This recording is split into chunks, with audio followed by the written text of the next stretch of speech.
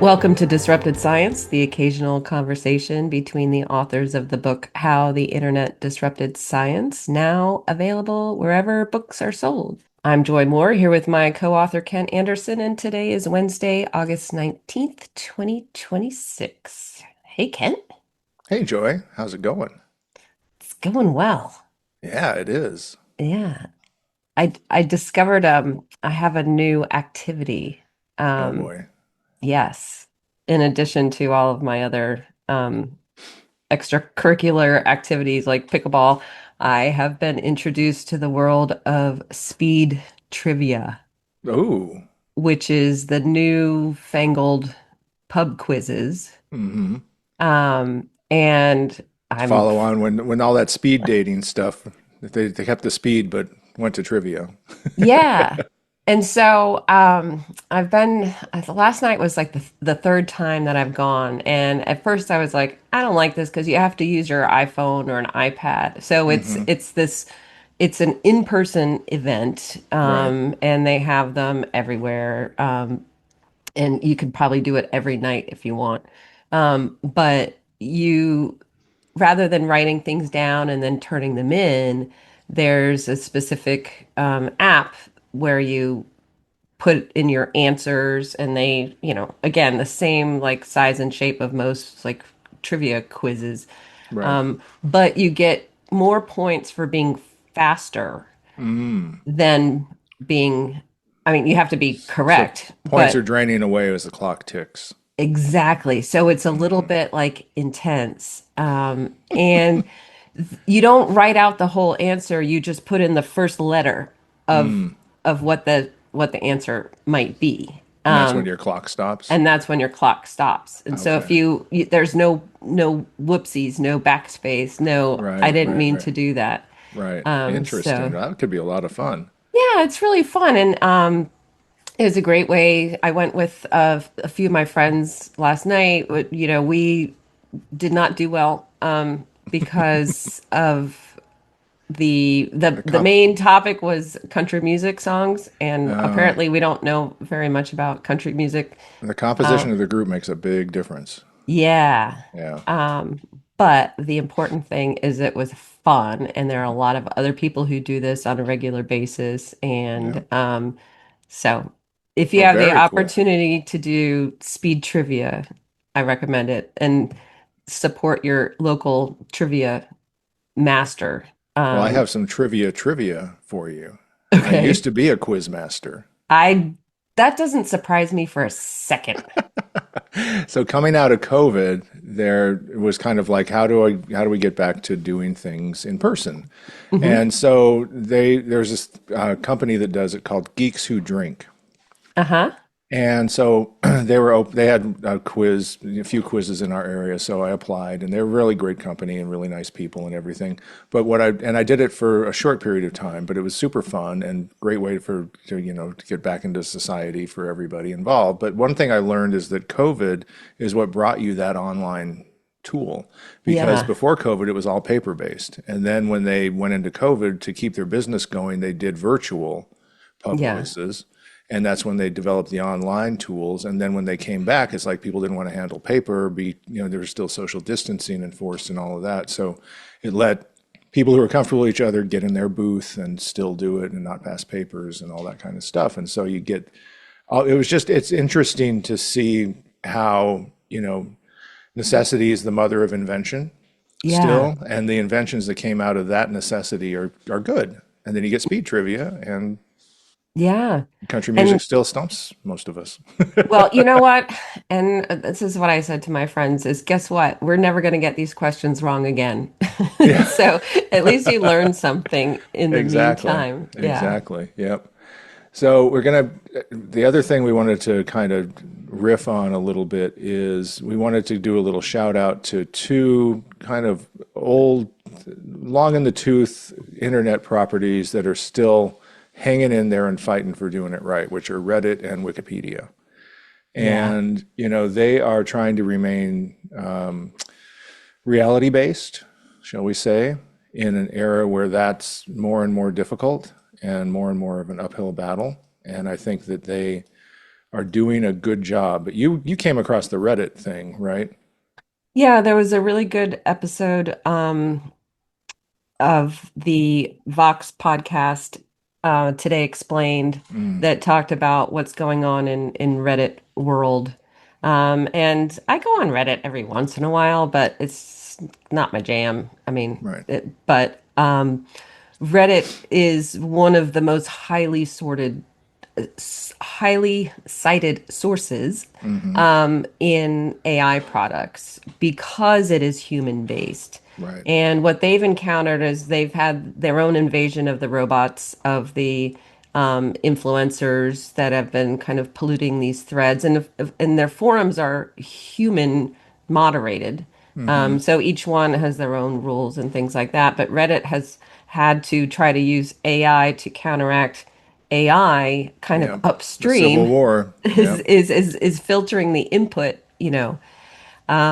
and the fact that Reddit is still one of the most trustworthy places on the internet while it is anonymous, I find kind of wonderful. And Hmm. Wikipedia is the same way, right? There's Right. no attribution to the authors, but you just know Or the editors. that, Yeah. or you hope that it's coming from humans. Yeah, and there have been interviews with people who are working on Wikipedia too, and they're working their tails off to keep it from being overwhelmed by all the slop. And so I think that's, so shout out to them, Reddit and Wikipedia. You're doing it right. We love reality-based things. Keeping it Hmm. real, kids. Yeah. All right, but today we're going to keep it real in a different way, and we're going to talk about Anthony Fauci, the hearings, recent Senate hearings and contempt charges and all of that, his current travails, and then the broader picture where those fit in and how scientific publishing might have some splaining to do. Yep. So, all right, you ready? I am. Let's do it. Here we go.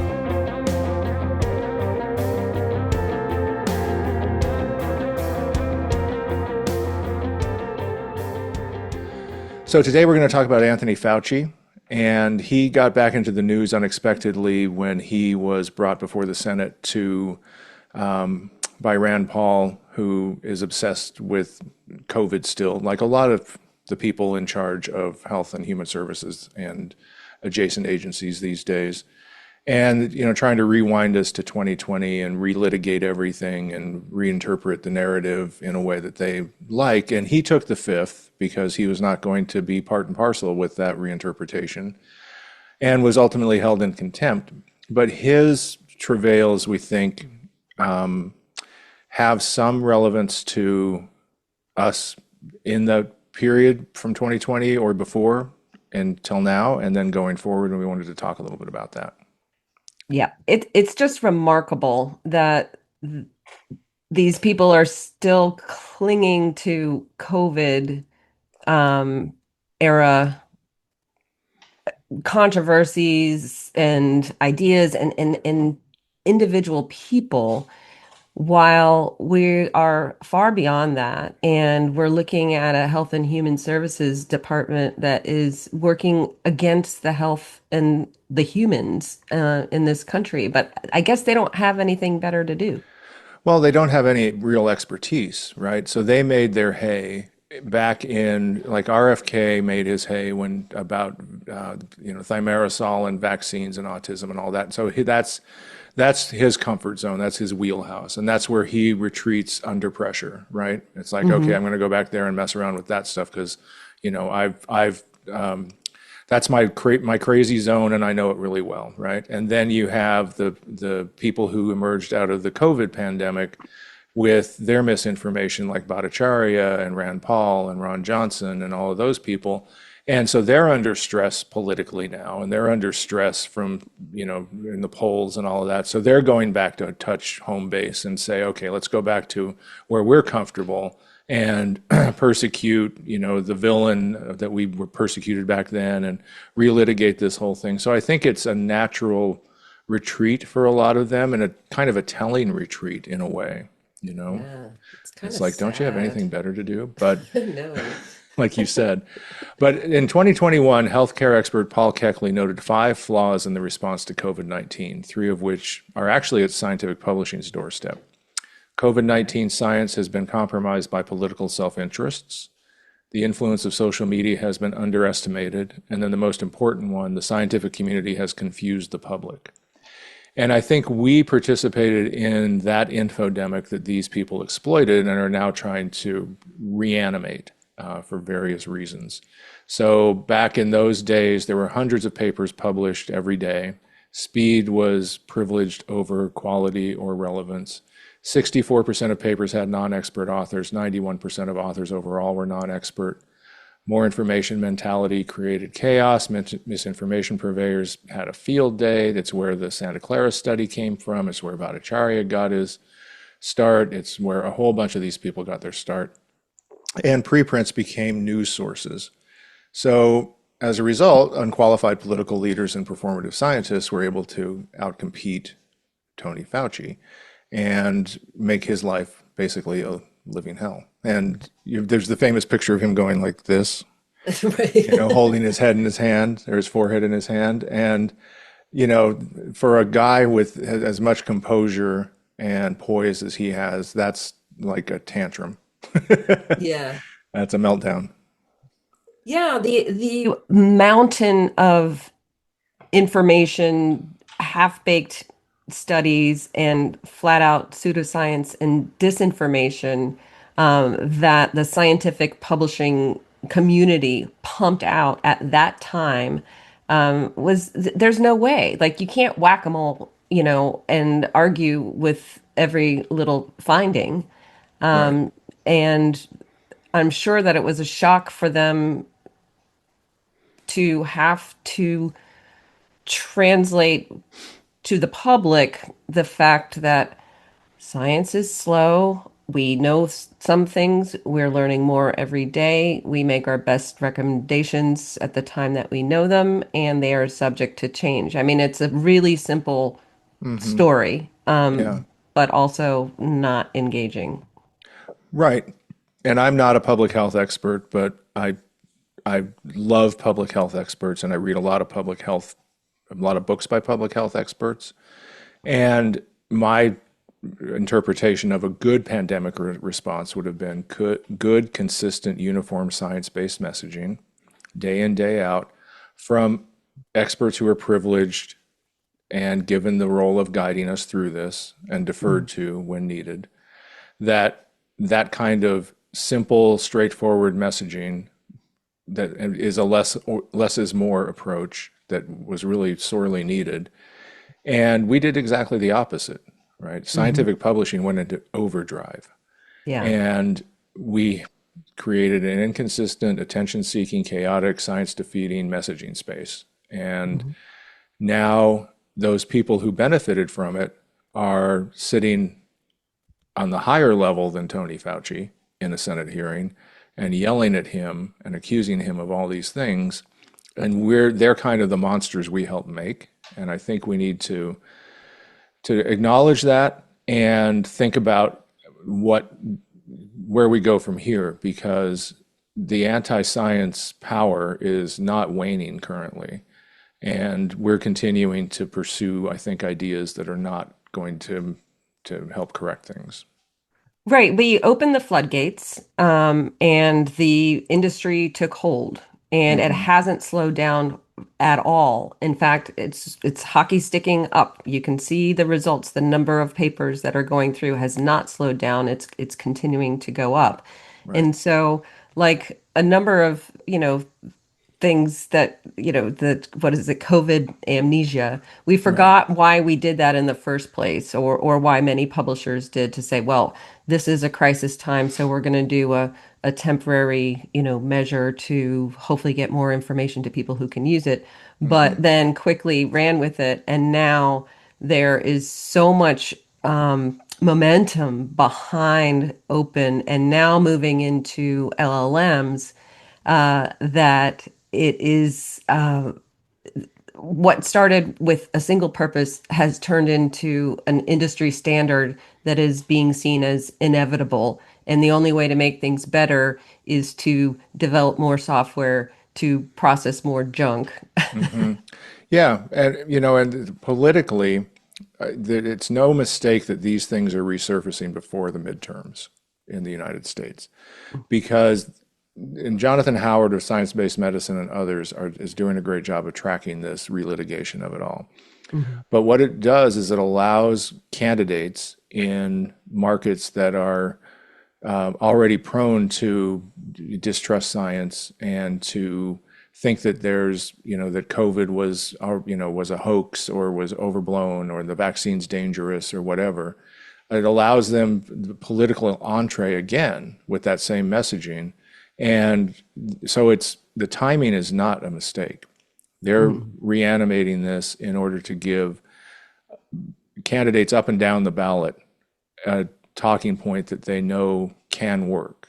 And I think that that's important to kind of recognize that there's a political aspect to this that we need to realize, and that's why you have to be careful about science in the public sphere, Mhm. especially in an attention economy that is overheated, that's unpredictable, and that these people know how to run better than we do. Yeah, the top down is concerning, but we're contributing to it from the bottom up by continuing to feed papers out there for news outlets to pick up, for people to sell products that are the solutions to the healthcare system that doesn't work for people. Getting these papers in front of citizens on a daily basis is just feeding the fuel, and it's not helping. And we've talked to people, it's like, well, how can we do a better job at communicating science to the public? And the answer is don't. Yeah, communicate less and do it when Yeah. it's very correct. So, the I have to point out, and I know everybody thinks I'm fixated on preprint servers, but if they stop being so bad, I wouldn't fixate on them. It's Well, how like, would they stop being bad? well, yes, that fair point. They But could just I stop have some being. ideas about how they could not be so bad, but because, maybe there's a legitimate purpose for them, but they need to be completely redesigned. But the fact is that Bhattacharya, a whole bunch of other people came out of bioRxiv and medRxiv, and then recently, Evan Giangrande, I think, I don't know how to pronounce his name quite correctly, but I did a post on it in July. He published a paper in Behavior Genetics where he's talking about how all these eugenicists have learned to use preprint servers in order to get eugenics messaging out. And that eugenics messaging is cheek and jowl with anti-vax messaging. Mhm. It's like, well, if your children weren't so weak, they wouldn't need vaccines. And if they got measles, they wouldn't die or get so Right. sick or scarred or whatever. And it's like, well, you're cruel and terrible. But the thing to note is that all the preprint servers he analyzed are funded by either Chan Zuckerberg Initiative, LLC, or Arnold Ventures, LLC, who are philanthrocapitalists.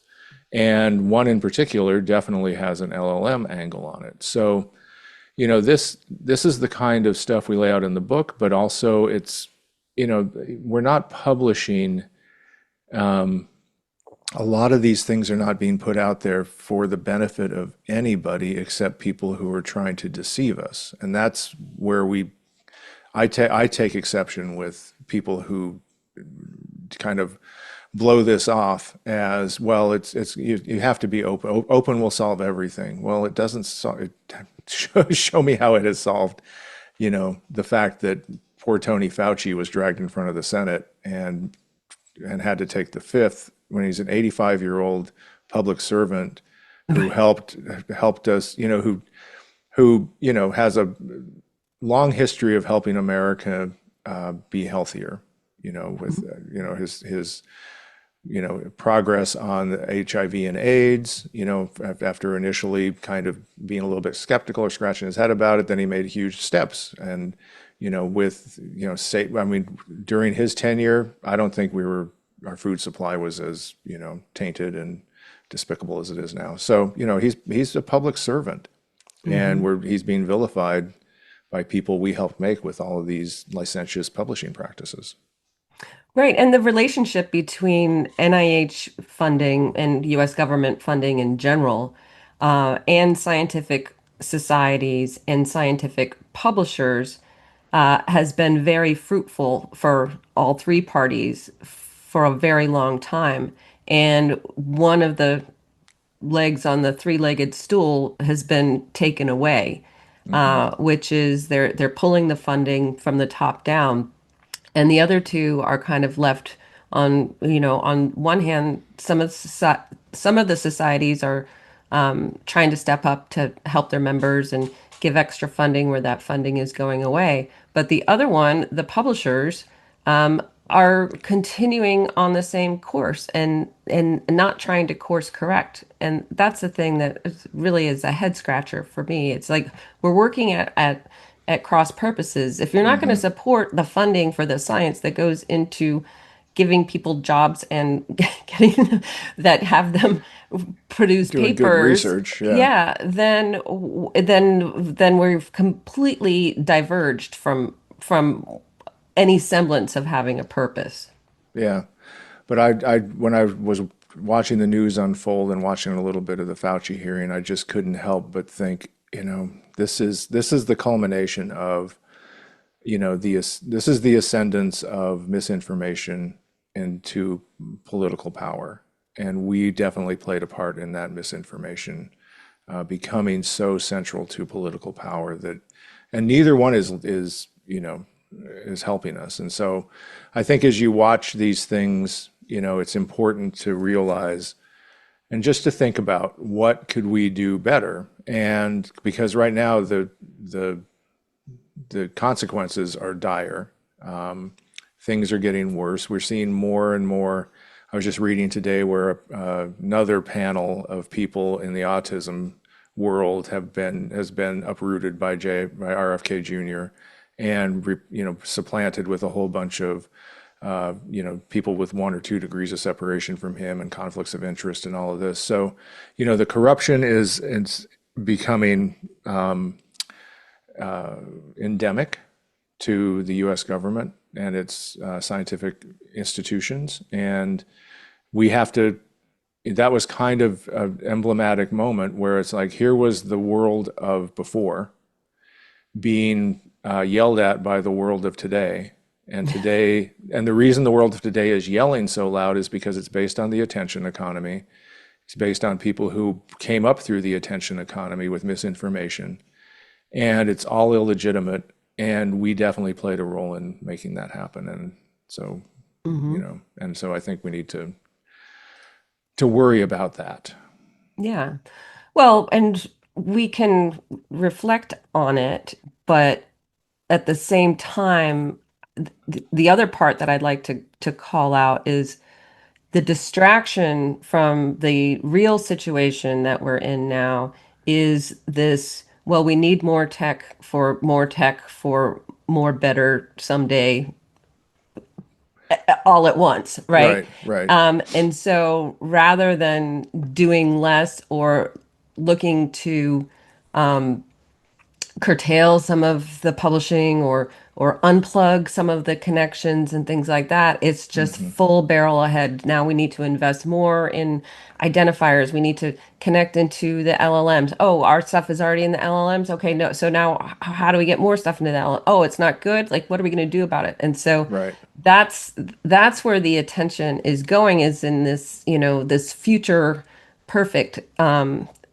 as opposed to what did we just learn that we can see and document? So before you and I came on air, we had an actually relevant conversation in a way because, we've had some mic issues, let's say, and I've played, and I've had issues on stage with sound equipment and all of that.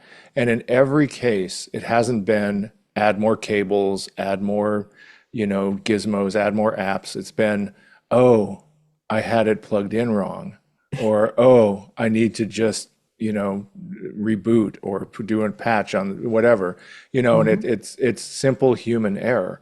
And what we're talking about is actually human error.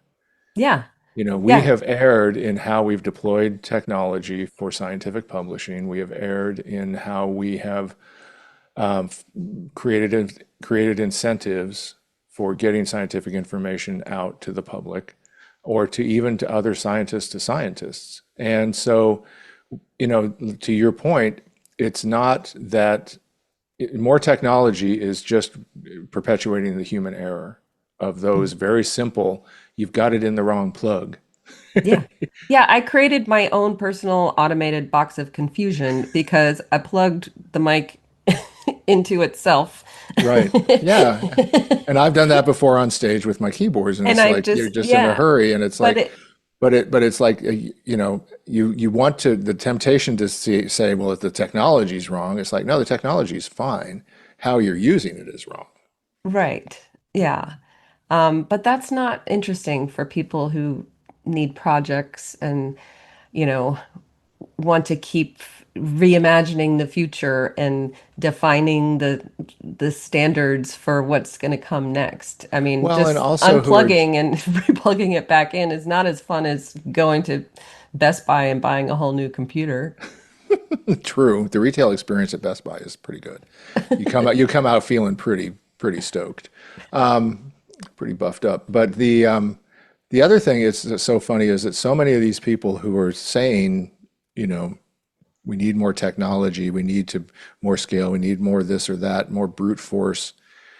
They're kind of old at this point, and I say Yeah. that as one of as a friendly ARP eligible person. And so, it's also this, it kind of move your thinking forward because again, every time I interact with somebody on the younger side, they've compartmentalized technology in a big way in their lives. Yeah. And they see it for what it is. And we're kind of the problem in a way. Hmm. This generation of, we drank the tech, we're the Kool-Aid kids around tech, and we can't let it go because then that would be scary. Yeah, then what would we do? We would just go back to publishing a few papers for the people who need them. Can't do that. That's not cool. That's not cool. But we might have saved Tony Fauci a painful day in front of the Senate and a bunch of lawyers' fees and all of that. So yeah, we just wanted to kind of raise this up and talk about some of the things. But then, taking it away from Fauci, how do we go forward? I think that, we need to, less is more. We've in interviews that we've had with people recently, they've talked about, the concept of the speed of science. And more papers is not a sign of faster science. Mm-mm. It's a sign of more papers. Period. Yeah. It's like, we talk about, you and I joke sometimes, I'll just say it here, about research integrity initiatives. They're actually paper integrity initiatives Yeah. because you're not actually going into the lab and making sure the petri dishes were actually clean. Right. And that's not the You're, job of a publisher. A right. publisher's job is not to make sure that what the research was done in the lab, whether that was done according to, all sorts of It's standards a and head things like fake. that. It's a Yeah. head And fake to it's make like, us what? sound Okay. fancy.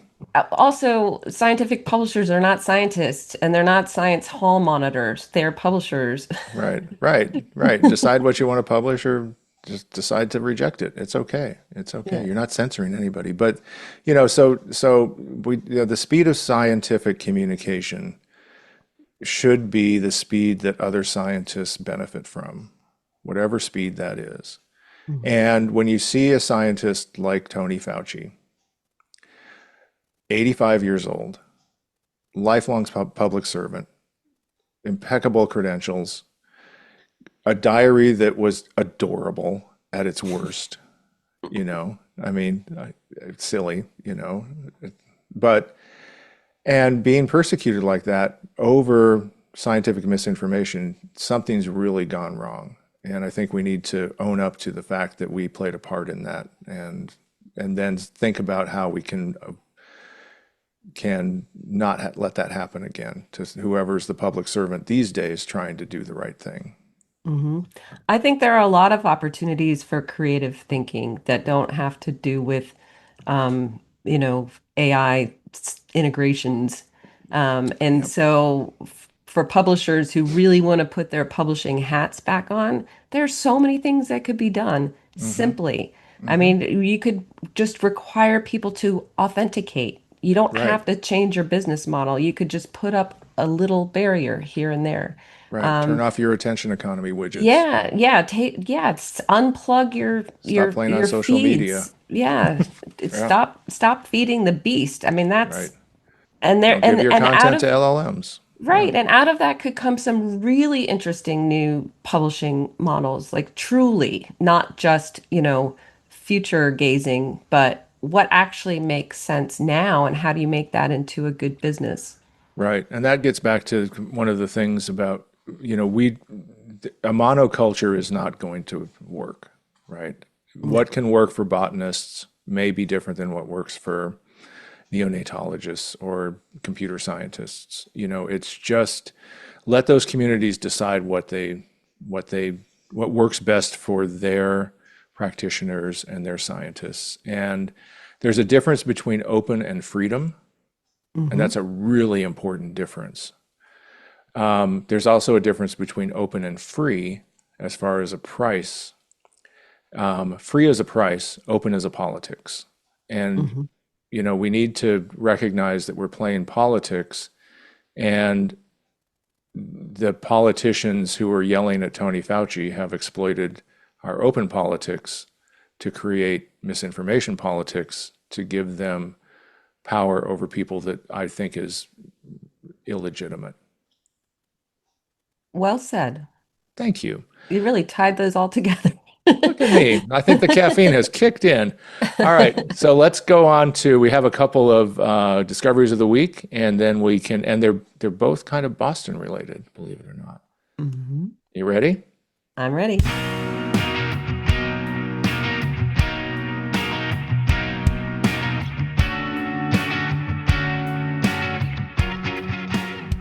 All right. So discoveries of the week. I'm going to go first.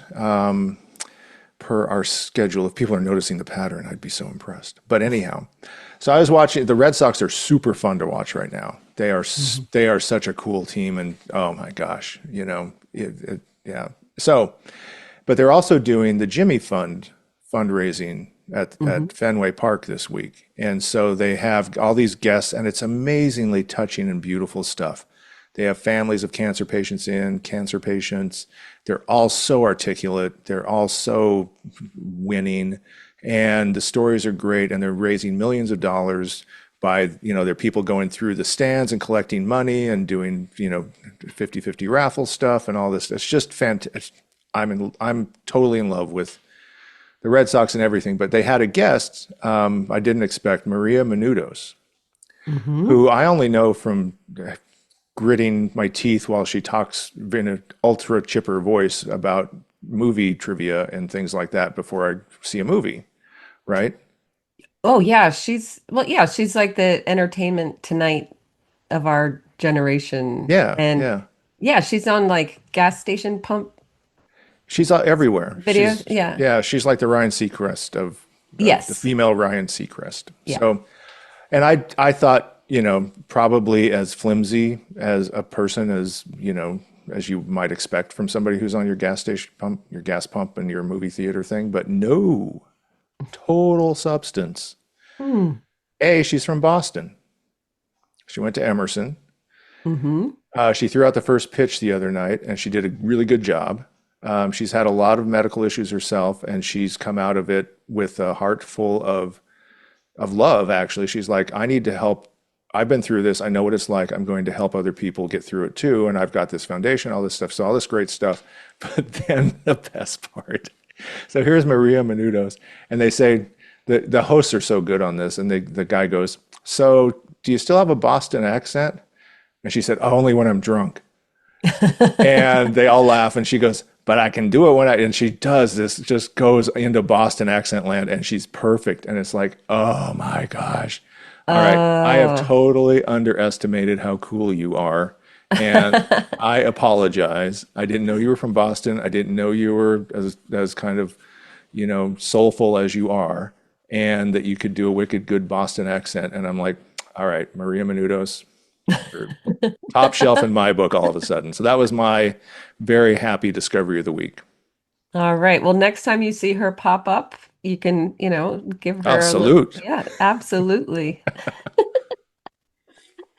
I think she even made a cameo. I can't remember what film it was in the last few years where it was like some sci-fi spoof film Oh, and really? they Like actually as used her in the background the as reporter or the something. reporter. Yeah. Yeah, yeah, yeah, yeah. So she must have a good sense of humor as well. Oh, yeah. She seems. Yeah, she's a bright and shiny person, but I just didn't know she was so soulful and awesome. Hmm. So now I do. That was my discovery of the week. So there you go. How about you? Well, I discovered why something that used to be soulful and awesome isn't anymore, Mm-hmm. which is also Boston related, is and I was listening, this is a total sidebar in a podcast that I was listening to this morning about Robert Maxwell. And just in the banter, they talked about how, things get ruined. And one of the fun facts is, do you know why Dunkin' Donuts are no longer good? And they traced it back, sure enough, because it was sold to VC in 2020. And Mm. so they Was it just private equity or VC? I think VC or private equity. I don't know. Yeah, yeah. It's a big conglomerate, and Right. so that's what they do. They they turn the screws and suck the life out of things, and so I never go to Dunkin' Donuts down here because I only go in Boston because that's where they know how to make the coffee for you. The people Mm-hmm. in the rest of the country don't. Like even Connecticut, like don't trust it. Um, but yeah, so I'm just wondering how the Bostonians are doing with the Dunkin' Donuts these days. Are they Yeah. staying true or I are don't they know. I moving don't go to on? dunks. I don't go to dunks as they call it up here. I don't go to dunks myself. But I'll have to ask some of our. I know that their ground coffee in the store, their coffee beans are a bargain Hmm. because my wife grinds her own coffee, and Dunkin' Donuts is really good and it's super cheap, and so she's very happy because that hits both of her things. So Yeah. good and cheap. But the stores themselves, I think it's mostly drive-through for everybody, and that's yeah. But yeah, I mean, private equity and money managers and VC, it's not a good thing for businesses that want to cater to satisfying customers. Right. And that's the magic of Dunkin' is that they make it for you. Hmm. You have to speak the language and know how to order to get what Yeah, you want.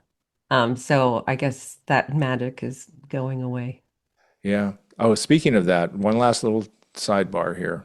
I'm watching the new season of Reacher, and Hmm. he's in Philadelphia. I had to look up how you order a cheesesteak, Oh.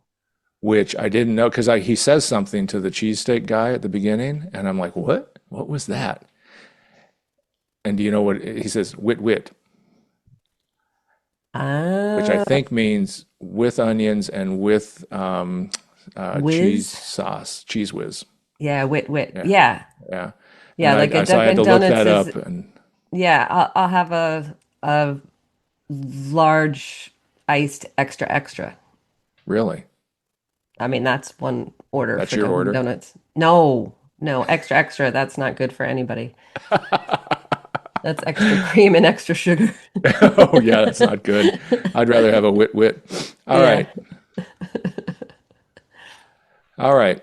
All right. Well, thanks everyone for tuning in. Thanks to our friends at Provoke the Truth for the music. If you have topics you want us to cover, please email us at disruptedscience@gmail.com. We'd love to hear from you. You can also keep up with developments at the Geyser, where you can subscribe to support our efforts. And if you haven't ordered our book, you can do it now. And if you have ordered it and if you've read it, please leave us a review on Amazon if it's good. If you don't have a positive review, you can just send that to us separately. There you go. Good way to handle it. Thanks, everybody. Thanks for the listens and the feedback. We appreciate it. All right, bye.